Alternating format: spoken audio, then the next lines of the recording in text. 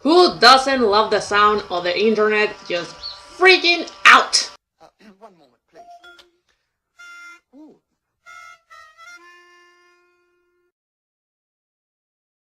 Well, this is the moment where I should start talking about how Attack on Titan loves to subvert some specific shonen tropes instead of subverting the entire shonen genre.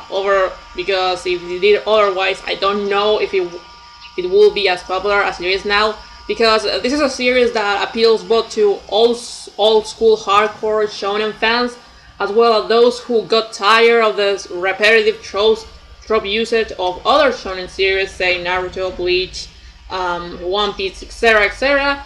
But you feel like there's a welcome space for both, because there's not a full blown out deconstruction. There's a subtle deconstruction of specific tropes that just feel like they're pulling the rug over your feet to throw you backwards. And this is episode just went with that just all the way through with the whole famous "our friendship defeats anything," because that doesn't exactly help you in an actual battle.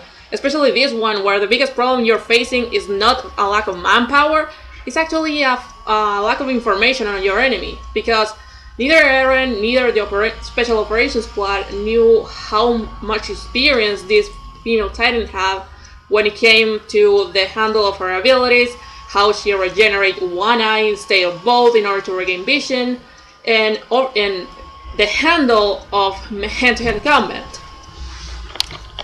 I should also talk about about Eren literally losing it when this whole massacre ensued. The vet scenes were pretty gruesome, even if they have some animation errors here and there.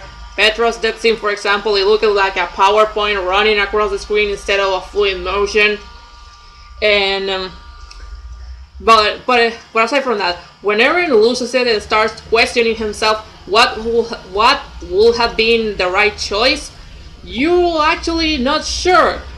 Because I personally believe if the whole trust issue would have run both ways, if they have trust Eren and Eren has trust them backwards, I think the chances the whole battle, it would have been, the odds could have been better, but I don't know. Anyway, the other concerning thing about this episode was Eren's inner thoughts as he became a Titan. They were scary. Because he started saying stuff like, "I'm going to devour you, I'm going to rip you to shreds." That didn't seem like his normal Berserker thoughts, because as you know, Eren has to be in Berserker mode 90% of his time. And yeah, that was pretty unsettling. But there was something else I want you to notice. There was a moment when, right before he got decapitated, that he kind of froze when he saw the female Titan taking a fighting stance. And I want you to take that in mind, not just the fighting stance, but Eren's reaction to it, because it's going to count a lot later. And then there's that other scene that was kinda bugged a little. It was when Levi found the corpses of the squad, which I felt like the anime drawing of Levi's face when he found Petra's corpse. I like the manga drawing a little better, because I think I can't believe I'm gonna say this, but in this case, you all should probably know that Attack on Titan is not the best drawn manga there. It's kinda wonky, but I like it. I think it was more expressive in this situation in particular. The manga was more expressive than the anime. You could see more of that unspoken sadness on Levi's face when he saw Petra's corpse. And Petra's corpse, also in the manga, seemed a bit more disturbing, with her neck arched backwards and the blood running over half of her face. It was just nasty. And also the final chase scene with Misaka chasing down the female type Titan.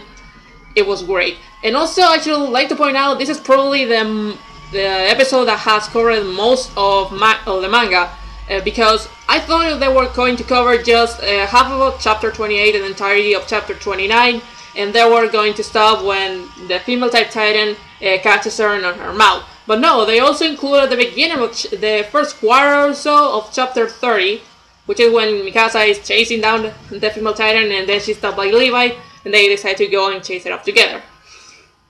And there's also that thing about the next episode, about the later half of chapter 30, is gonna be depressing. Not as mind-blowingly depressing as it was now, it was more of passive depressing. And if they're gonna play the song that I think they're gonna play, I think we're all gonna cry.